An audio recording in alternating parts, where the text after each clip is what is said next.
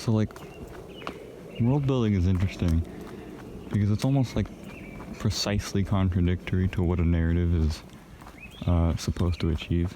Right? Like, the point of a narrative is basically to be as efficient as possible and to communicate the narrative with as little deviance from the main ideas as possible, right? And world building complicates this because it adds elements which are easy to get distracted by, both by the reader and by the author, right?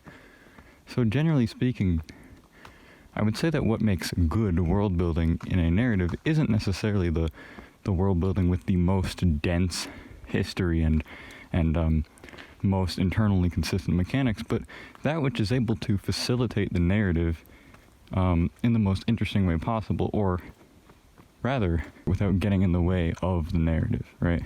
So, like, if you look at, like, the Natsu verse, right? Nothing in this universe just exists, right? For the most part, everything kind of comes from somewhere, right? If you ask the question, where does this come from, then there's likely an answer, right? Tsukihime is a story about vampires, right? And so, like, in most vampire stories, you don't really know where vampires come from. It's just they exist, right?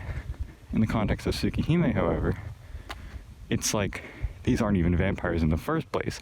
These are entities literally designed by them in the image of the moon in order to act as a self-defense mechanism for the Earth, right? It's like, well, you know? And the thing is, that information alone isn't even necessary to understanding the narrative of Tsukihime, right? And so, like, what I think the Natsu verse achieves is having a tangible depth in its world building without letting the narrative suffer because of it, right? So, like, if you pull back, then you have, like, vampires, right? And it's like, okay, well, where do they come from? They come from the moon, right? Okay, so what about the moon, right? It's like, well, the moon is a sentient entity, right? Then it's like, okay, well, you know, you pull back, and then it's like, oh, all of the planets, you know, are sentient entities, right? So you pull back even further, and then you have the root, right? The root is the idea of the origination of literally everything, right? So obviously, if you pull back far enough, then you can't really, you know, there's obviously a end point, right? You know, it's impossible to just create world building that extends into infinity, right? But that's pretty extensive, especially considering almost none of it is even directly relevant in understanding the basic narrative that Tsukihime presents. So, like, another example of good world building, I'd say, is the Monogatari series, right? So, like, I imagine the Monogatari series wouldn't be many people's first choice to highlight good world building, right? Understandably, because that's not the focus of the series, right? In fact, the world building is literally designed around the narrative and only exists insofar as the narrative's scope, right? What makes it good, however, is not that everything exists for a reason necessarily, right?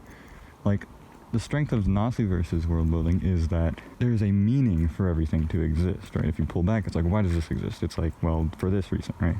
Rather than having a meaning for everything to exist, Monogatari's world building operates on implication, right? So to contextualize what I mean, let's just look at episode 1, right? Which thoroughly establishes a sense that there's a larger context to which everything takes place, right?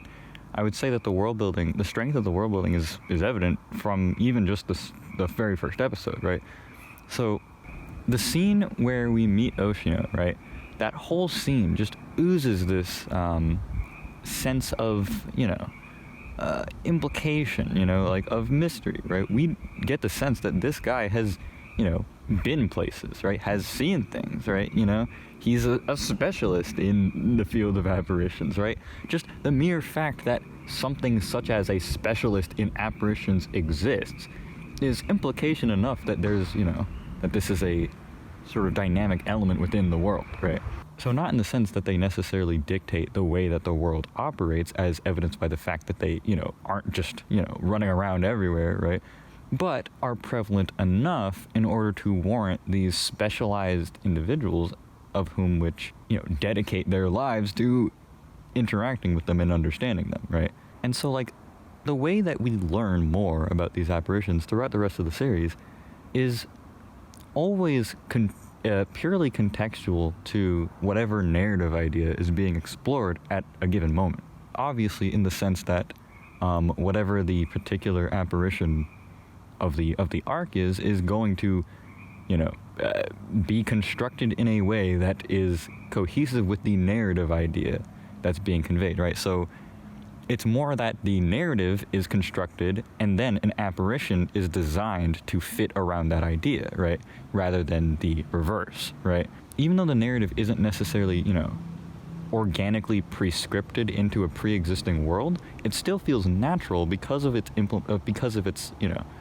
smooth implementation, right? I think a lot of shows have the issue of trying to strike the balance between creating the implication that things exist while only showing us things that matter to the narrative, right?